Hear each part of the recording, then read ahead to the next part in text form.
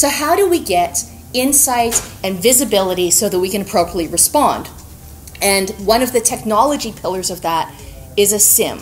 It's a SIEM solution that monitors what's going on in your network, gives you real-time analytics, helps your security analysts triage, investigate, analyze, and then gives you information you can hand off to your IT and operations people so that they can quickly remediate. Sounds really simple. It's much more art than science, but you need the right tools to get that kind of insight. So when we talk about threat detection, which is what a SIEM is all about, there are three basic goals that we have. And the first is visibility. You can't deal with and you can't investigate what you can't see. So you need both visibility to all the data and all the activity, as well as the insight to be able to act on it. And that requires some degree of automated intelligence. You need something that can take those 2 million events, all of those bits of straw in your haystack, and tell you, hey, these are the three things that you've got to worry about today. And when you're armed with that, and you've got a SIEM program and a security team that's functioning well around that, you start to be able to think about looking proactively. Threat hunting is really, really important. Most data breaches and most security attacks are found to have been set in motion like weeks, maybe months before. There's a term we use in the industry called APT, an advanced persistent threat. And these are really nasty things where someone gets in and plants something on your network and they don't do anything right away. They just wait. Maybe they live off the land and they do some data mining. Maybe they just crawl around and try to find out, is there a password file where passwords are unencrypted? Oh, wait, now I've got unencrypted passwords. What servers can I attack with that? What information can I get there? And these things can be really nasty. They can be very subtle because hackers have ways of hiding that activity to look like legitimate commands being run.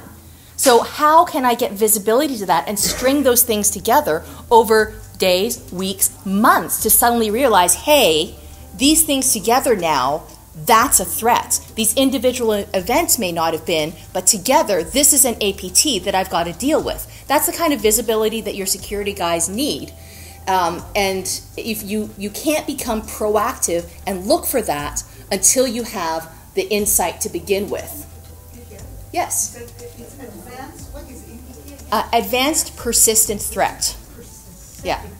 We call them, they're fairly sophisticated, and they're these things that just live there for a while. I heard about this recently. There's a keystroke logger that's being delivered via what looks like AWS packages.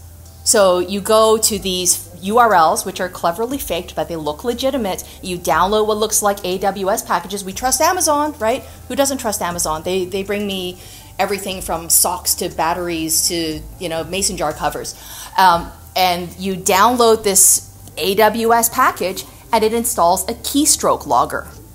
Keystroke loggers, I mean, that's like a pretty basic, almost primitive hacking tool, but things like that are at the heart of so many breaches these days. It's kind of spooky. So you plant a keystroke logger and then it replicates, and pretty soon you're going to get somebody's root password. Pretty soon you're going to get somebody's email password, right? So that's what an APT is. And threat hunting is in many ways about finding those things before they get out of control. You can't do that unless you have your arms around basic data intelligence and data insight. So what is QRadar? I showed you guys this slide yesterday, and I think I spoke about it for all of 10 seconds. So here's the promised explanation. Any SIEM solution should promise you the ability to survey your network, get visibility over what's happening, and allow you to prioritize threats. The way in which everybody does it is different, but we all have basically the same goals. We take in all this information. I should have tested this before. Where's the laser thingy? Okay, never mind.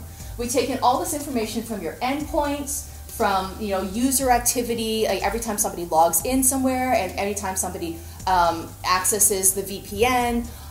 We take in external threat intelligence feeds. We take in configuration information from your vulnerability scanners, everything that we possibly can. And we analyze it. We do some magic stuff here. And then we can tell you okay, what are your potential risks? What are the things that look like offenses? What's related to the cloud? What looks like suspicious insider activity? We can classify that for you. And the way that QRadar works is different from every other SIM on the planet at this point in time. Fun fact number one, who knows where QRadar is made from? IBMers can't answer. Who knows where QRadar was developed?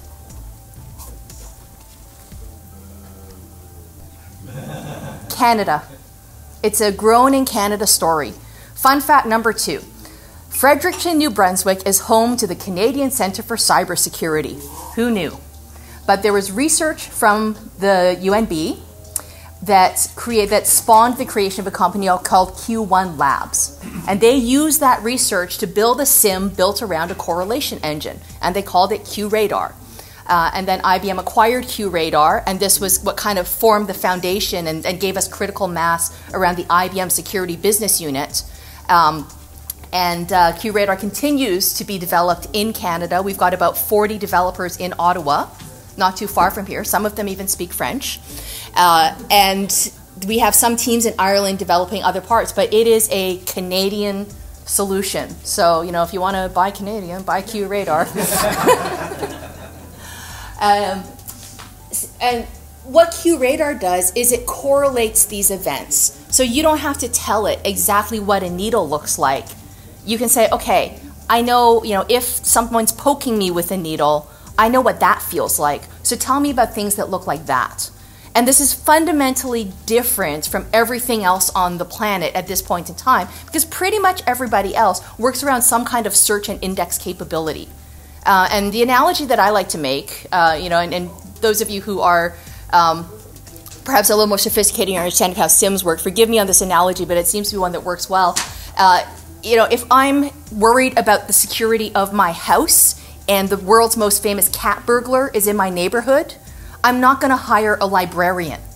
I love librarians, they're fantastic and they're important, but I'm not going to hire a librarian to protect me from the Pink Panther, right? I'm going to hire a detective, maybe not Clouseau, but I'm going to hire a detective. And that's the real difference. Tools built around search and index, they're only as good as the data index that you build. So if you have one log source that names something a little differently, or somebody puts in a typo, or your classification of events is too simplistic at the time you onboarded and now your organization has grown, your search and index isn't going to help. There's a difference between search and correlation. Correlation is intelligence. Correlation is understanding, something beyond just the search string you entered. How many of you have searched for something on Google and come up with search results that made no sense? Everybody's done that. My husband is particularly bad at it. He's got horrible Google flu. And I think that he just doesn't know how to use the internet most days, which is terrifying because now he works on airplanes. But anyway. And there's a difference between entering search terms when you know what you're looking for and trying to correlate different events to say, hey, what does anomalous behavior look like? Find me something that's anomalous. Yeah, that's a much more difficult question to answer, and that's what QRadar does incredibly well. That's what we built the entire solution around. So it's built ground up with an understanding of what network behavior anomalies are and how to find them. It is a born-in security solution, unlike a lot of other things that you'll see out there. And I'm not going to beat up on the competitors by name, but a lot of other solutions out there are great at log management or great at other aspects of network management, and then have added on a security portion to say, well, we've got the log data, let's put some security visibility on it. That's a great idea, but that's still basically just a librarian. So that's what you should be looking for in any kind of SIM solution. What do I mean when I say that we can see everything? As I mentioned, we bring in all the different data sources. QRadar comes with the IBM X-Force Threat Intelligence feed. So IBM, fun fact number 3, IBM employs over 8,000 people worldwide in cybersecurity roles. And a good number of those people are dark web researchers. And they go and they search the dark web and they look for threats and they blow them up in sandboxes and then they publish the results of what we see going out there. So we put out our own threat intelligence feed and we ship it with QRadar. There are lots of other people who do this, and it's probably a good idea to have more than one threat intel feed, because you don't just read one newspaper to keep yourself informed, right? So we bring in threat intelligence from anywhere. We look at real-time network data. We have the ability to analyze user behavior and find out what's risky or anomalous and what isn't.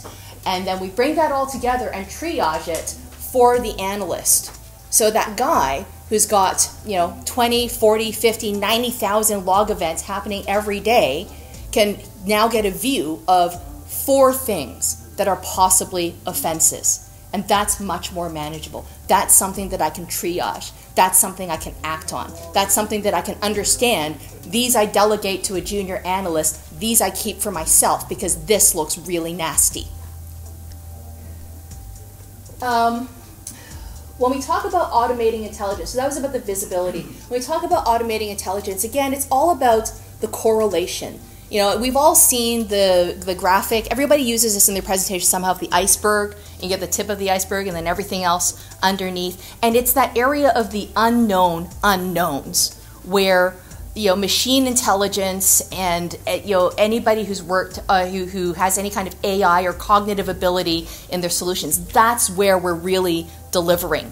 And again, I'm going to point to IBM's continuing investment in cognitive technology. IBM invests more in R&D every year than some companies make in annual revenue. So when IBM goes out and builds like the new Watson and all the new Watson capabilities, well, obviously that technology gets infused into all of our solutions. So yeah, IBM Security, like itself, we're not AI guys, but there's a whole division in IBM that is. So we take that cognitive capability and we build it into our security platform. We build it into our unified endpoint management solution, which my colleague Sylvain will speak about later today. You should go check that one out too. And so our customers benefit from all of that research. Fun fact number 4, I think I'm up to number 4 now. Fun fact number 4, IBM holds over 4,000 patents in cybersecurity, 1,400 of them achieved last year alone. So we invest and research continually in this space, and that's another reason why we're one of the leading SIM solutions. Our goal is not to replace human operators, but to augment human intelligence and to make tasks easier for the people at the end of the keyboard. So when you're the person who's eyes on glass, I need to know what's important. What's changed since my last shift that's suddenly a threat? How do I react to it? How does our team respond? And how quickly can I find the root cause? Root cause analysis is a particularly difficult thing in cybersecurity, and not surprisingly, we've got a Watson solution around that, and I'll talk about that a little more later. Finally, when we talk about threat hunting, we've got some excellent people here at the conference who are experts on threat hunting, so I'm not going to spend a lot of time on that. But the better your offense data is, the better armed you are to go and look proactively for threats. The more you can automate up front, the less time your people have to spend on, frankly, the stupid stuff. And I've been saying that for a long time when I talk about our cognitive vision and the degree of automation in our tools. You want your smart people doing things that smart people have to do. You don't want them sifting through log files manually. You don't want them trying to find, one line of information in an email from 2 months ago, right? You want to put that stuff front and center in front of your analysts so that they know they can act quickly. So our work around automation and orchestration has been all around enabling people to work better, faster, and make those difficult decisions that people have to make. We do provide that closed loop feedback. I always tell customers, is anyone here actually a current QRadar customer? Okay, so I always tell QRadar customers that it's not a set and forget solution. Very few things in cybersecurity are, because it's just not a task at which there's ever end of job. You never reach end of job. But with a SIM solution, there's some constant care and feeding that has to go in. So you want the right people there focusing on tuning, on tweaking your rule set, on onboarding new log sources, because your network isn't static. You know, the way that my network looks today is not the way it's going to look 6 months from now, because businesses change, hardware changes, computing needs change all the time. So your security solution has to keep up with it, and you want your people working on that, constantly tuning and improving and understanding from the vulnerabilities that have hurt us before. How do we get better? What can we learn from this? Not just fixing this vulnerability, but everything else that could be related to it. And this is where something like QRadar gives unparalleled insight. Security is a team sport. While IBM does have a broader breadth of solutions in this space than any other vendor, we don't actually expect that anybody will be all IBM and only IBM. It is a team sport. There are many, many people who specialize in some of these things. And so we integrate with pretty much every other major security vendor on the planet in some way, which means that it doesn't matter where your firewalls are from. It doesn't matter where your DNS is. Like, we can integrate with that, and we can leverage that information in QRadar. We've provided toolkits that make it very easy to onboard custom log sources. So really, whatever your network looks like, we're prepared to work with that. And that's something that we've built into the platform, again, by design, because we know that this is what you need. It's not a walled garden, and you have to be able to get, if our promise is total visibility, we've got to give you complete integration.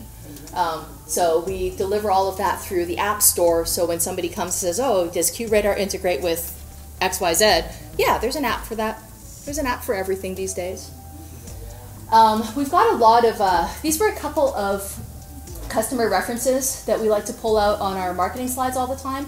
And I wanted to put them in front of you, particularly because of the Sogeti Luxembourg story.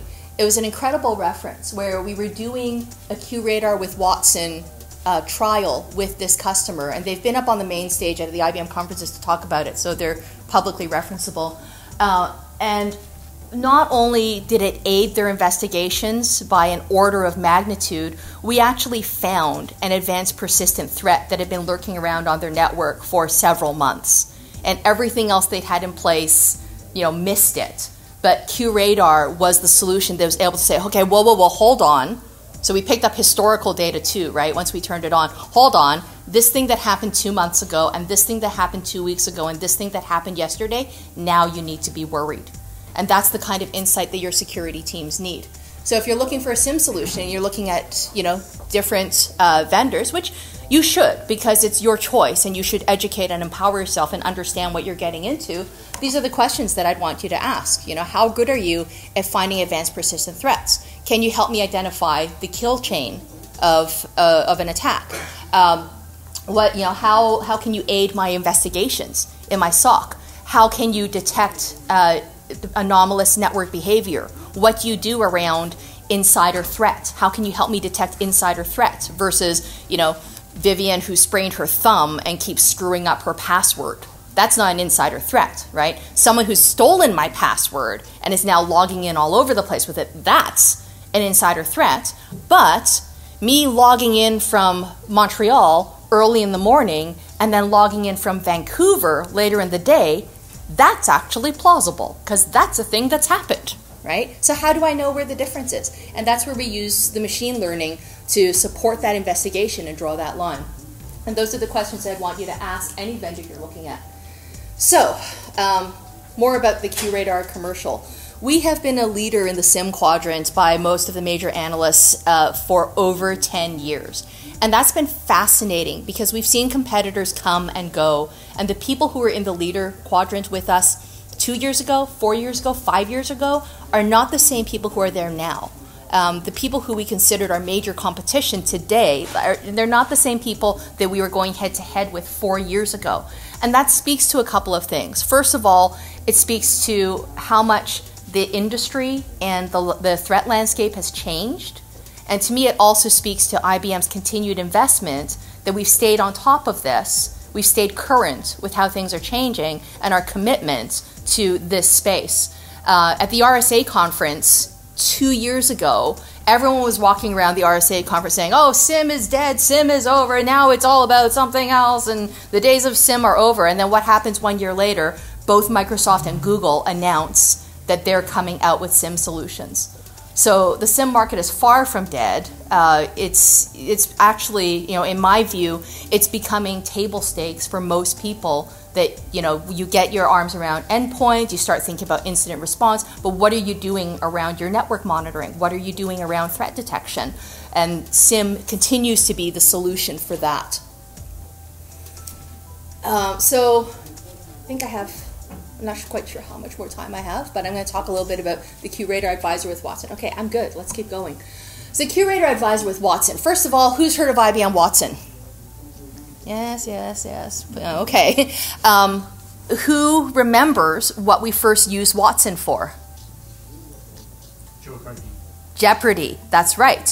When we unveiled Watson, we put Watson up on the main stage at IBM Innovate, and we had Watson play Jeopardy. Why Jeopardy, of all things? It wasn't just to win a board game.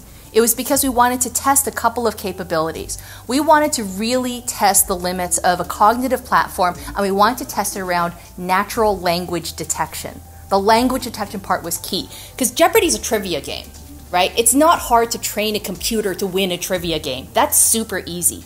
But Jeopardy's tricky. Why is Jeopardy hard? Because of the format, right? The question-answer format. How many times you've seen someone on Jeopardy not win because they didn't have the question or they didn't phrase the question properly?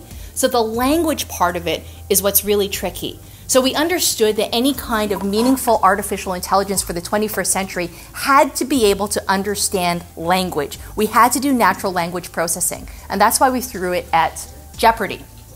So what does a cognitive system do? And forgive me if you've heard this before, but I think it's really important to understand this part of it. A cognitive system can ingest enormous amounts of information in a very short time. It can understand the language of that data, and then it can take all that data and correlate it and link things together and provide insight where human beings couldn't. So for example, in the area of cancer research, there are tens of thousands of articles and different bits of information that are published around cancer research every single day. No human being can read 8,000 articles a day. A computer can. And a computer that can do natural language processing can add all of that to its corpus of knowledge, and a computer that understands oncology and cancer research and cancer treatment can say, hey, wait a second, your patient with this kind of cancer and these specific markers might be a candidate for this clinical trial that's going on. How would a human being make that connection? So we did the same thing in cybersecurity. There are threat intel feeds and articles and alerts and notices being published in cybersecurity every single day. No human being can keep up with that. Your threat intelligence feed is basically a digest of that, right? Whatever your researchers you have subscribed to say, hey, this is what we've been able to figure out and this is what we think is important. But a cognitive assistant for cybersecurity takes all of that information on a daily basis, understands cybersecurity, and is able to give you information back very quickly. So what does Watson do? If you're investigating an incident without any kind of assisted artificial intelligence, this might shock you. What do you think the first thing a security analyst does when they're investigating? Google. They Google it. They literally Google it. And the problem with a Google search, and if you've been frustrated by Google search and trying to find, Indian restaurants near me, why am I getting results in Halifax? If the problem with search engines is that they're optimized around their own goals, right? Basically monetization and advertising and whoever is paid more advertising dollars. And they don't understand natural language. They don't understand, that a haircut could mean that I went to my salon and I got my split ends trimmed, or it could also mean that I took a loss on some bit of financing that I was trying to work out. A search engine doesn't understand that. It doesn't understand context, but a cognitive system does, and that's the major difference.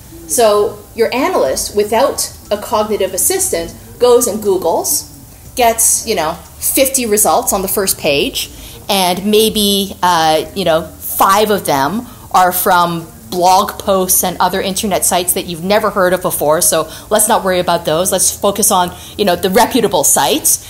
And then when I look at those, here's an article that sounds interesting. It found my search string, and then 6 pages and 20 minutes later, I realized that it actually doesn't apply to my vulnerability or my incident at all, right? This happens all the time.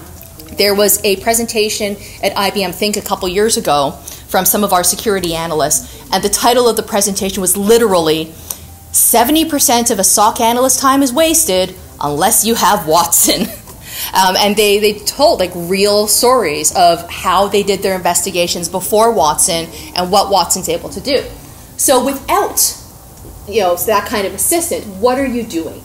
You're gaining local context leading to the incident, which basically means you're searching through log files. You're trying to pull all this information together somehow.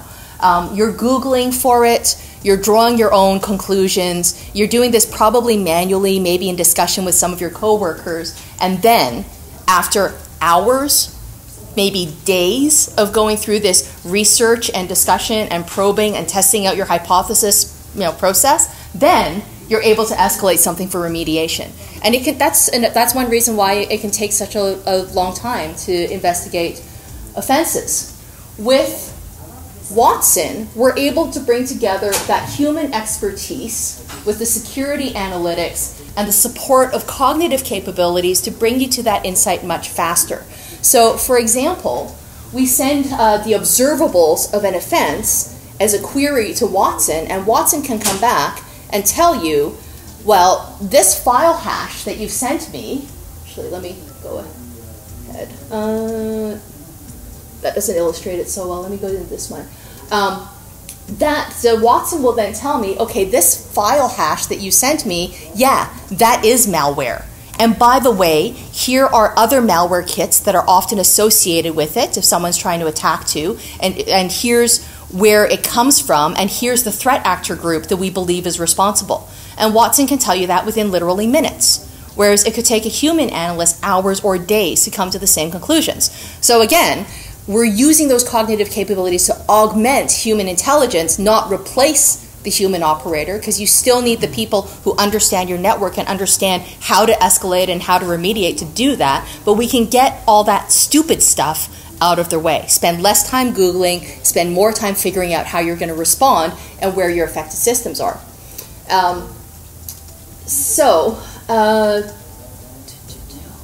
Here's a screenshot from Watson, and a couple things that I want to call out here is that we can align to the MITRE ATT&CK framework, for those of you who know what that is. So we can say, this kind of attack, this is how they usually progress. We found here are all the indicators of compromise that usually go around with this kind of attack. Here are the ones that we see in your offense. Here are the ones that we don't see yet, so the things that you need to look out for. This is the kind of suspicious activity it's tied to, and here's where we found it on your network.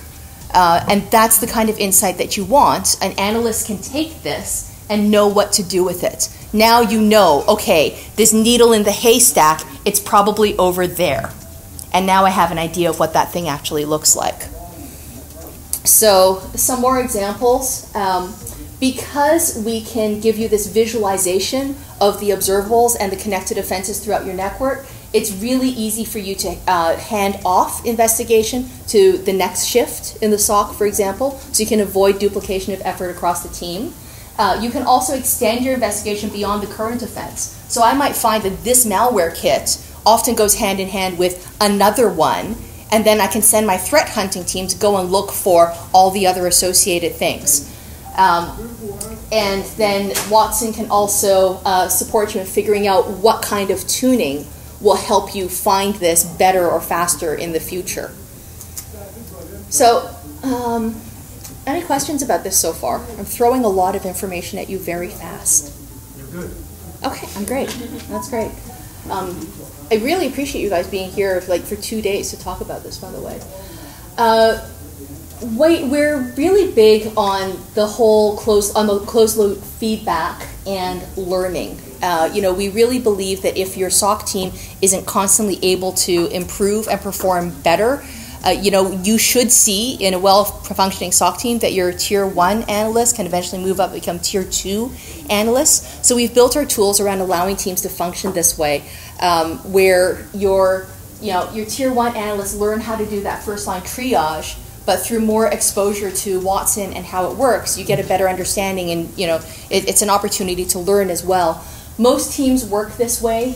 You've got your tier 1 analysts who will do that first-line triage and figure out, okay, how bad a threat is this, what needs to be escalated, and then they'll escalate to a senior team for in-depth investigations or for incident response. The Watson advisor can also give you suggestions right off the bat about how quickly and how urgently something should be escalated. So when we apply this, we can say, okay, deprioritize this or escalate this one, right? This offense looks like other things which your team has escalated in the past, so we should escalate this. Or this is similar to these other prior offenses which we all marked false positive, so we know we're okay. We should probably still look into it, but it's probably not the thing that's on fire today. So I've got a few more minutes, and I wanted to either take some questions or just show you some videos showing QRadar in action. Are there questions? No? Okay. Yes. Is it an appliance or a VM or? Both. Either physical or virtual appliance, on-prem, in the cloud, wherever you need it to be, managed by you, managed by a partner, managed by IBM. We just want you to have it. Okay, what if I have multiple sites? If you have multiple SOCs? No, multiple sites? Not a problem. So we can do a distributed architecture. Yeah. So is it going to be like a small version of probe just sending data to the main? Yeah, so we'll have like a main site where you have your console and your main processing that happens, and then we'll set up collectors on the other sites. And if you're, depending on how intensive the activity is and how geographically dispersed your sites are, there's different ways we would architect it. But basically, collectors at the distributed sites all sending information back. Is collectors like its traffic is encrypted or not? When we send it? Yeah. It is encrypted. Yeah. Okay. There was another question, I think. Just a quick one. When you use Watson, okay, so Watson is like a knowledge base. Is there any interaction between QRadar to update Watson, or just one way? So Watson, do you want to? Yes. Yes, you can answer this quicker than I can. Yeah. So the way it works for Watson Advisor, it's a corpus of knowledge on the internet that is reading all these documents that Vivian mentioned. So reading the blogs, reading the threat intelligence.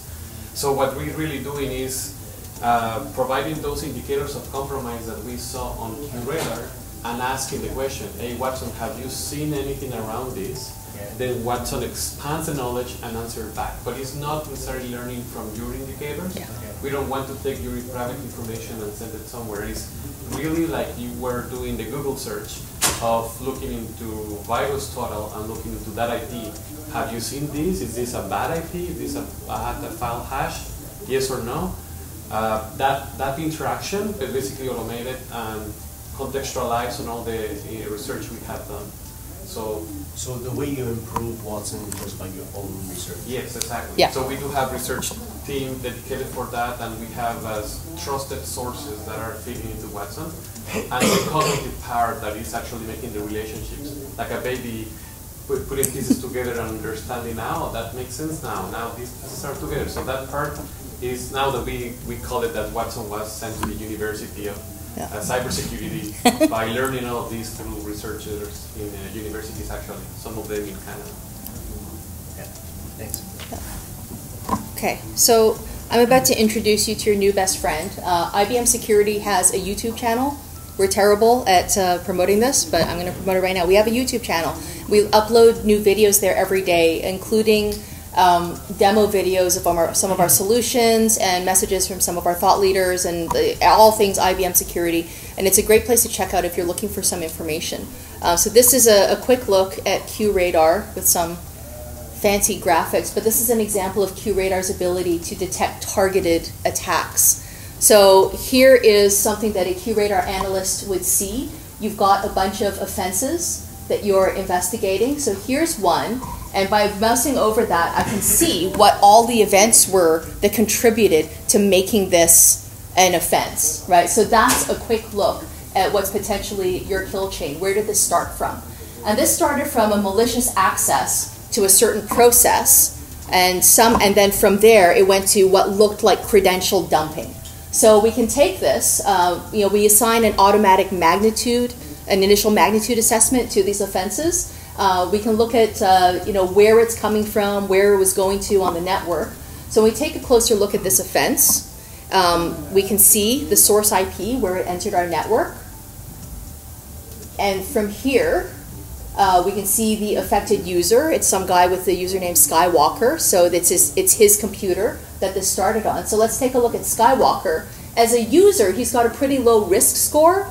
But in the past day, something's happened. He browsed to what's potentially a phishing website. So this is telling me a couple of things. First of all, it's telling me that Skywalker is probably a pretty good dude who just happened to go to a phishing website. I'm probably not dealing with a malicious insider here, but let's see where this leads. So then I can go and take a look at all the events related to this, because I'm not going to start, digging through Skywalker's desk right away. And when I look at the events, I can see the log sources, I can see where everything came from. I can filter on this to say, okay, what's going on Skywalker's machine? And here we go, there's the credential dumping. So he surfed to a phishing website, somebody scraped his credentials, and they're taking over his machine, because from that point on, somebody used his credentials to scan a database, and then we've got excessive firewall denies from a single host, i.e. his host, which means that somebody's taken over Skywalker's machine and is executing some kind of targeted attack. Skywalker's probably had better days. So we take all of that together, and this definitely looks like some kind of targeted attack. We can take a look at the source IPs and the destination IPs. And does anybody notice those Chinese flags? That's going to become significant in a moment. We check out everything else that's going on his workstation, and yeah, sure enough, there's all the suspicious activity, right? The database scan, all these firewall denies, until suddenly something does work. There's a firewall permit. The hacker finally hit jackpot. And then we're seeing, I think this is going to come up in a second. There we go. There's the firewall permit. They established a connection to an Oracle database. And then we've got the next several events. If you can see above there, that's possible data exfiltration. Bingo, right? And all of that, by the way, this is all in real time. So, as an analyst working on this, I can put all of that together and get that insight and start telling that story within a few minutes. Now, let's take another look. What's that database that was accessed? Oh crap, it's a CRM server. That's my customer data that someone's exfiltrating. That's not good. This might be a good time to escalate. And then this is telling me, by the way, that there's PCI data in there, right? So, okay, send a quick note to the privacy team. And there we go. Continue on. And then we take a look at if you've got plugins to things like, if you've got plugins to the right EDM solutions, you can even initiate isolation of Skywalker's workstation from here. Okay, so I don't have to go and raise an IT ticket to have this done. I don't have to go and get approval from a manager. If I've got the right processes and the right integration set up, I can isolate Skywalker's infected laptop machine from here. So let's take a look at those destination IPs. Yeah, that's coming from China. Do we do business in China? No, we do not. There's absolutely no way that this is legitimate. Oh, look, there they are. Let's send them a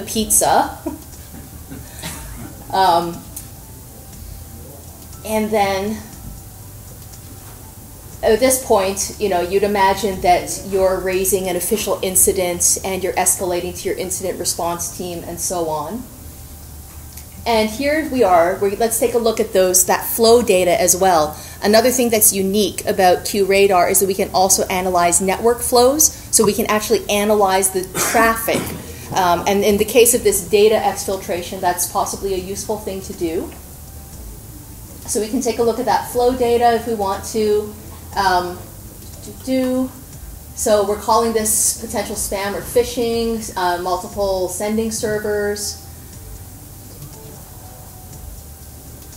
And anyway, you get the idea. From here I can go and I can search for this kind of activity anywhere else on my network. So I know what this looked like on Skywalker's machine. I know what the source IP of the attack is. So is that IP address trying to connect anywhere else on my network?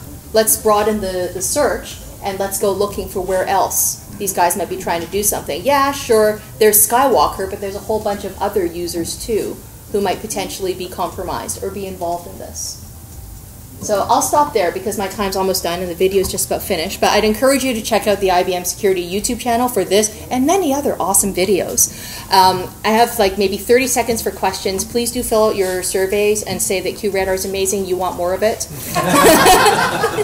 And we've got a lot of other IBM presentations. My colleague Sylvain will speak about cloud identity and unified endpoint management. John and I are going to talk in about an hour or so about incident response and some very high-profile security incidents that we can learn from. And of course, we've got Chip Crane up from the US to talk to us all after lunch about a CISO's perspective on how to deal with these attacks.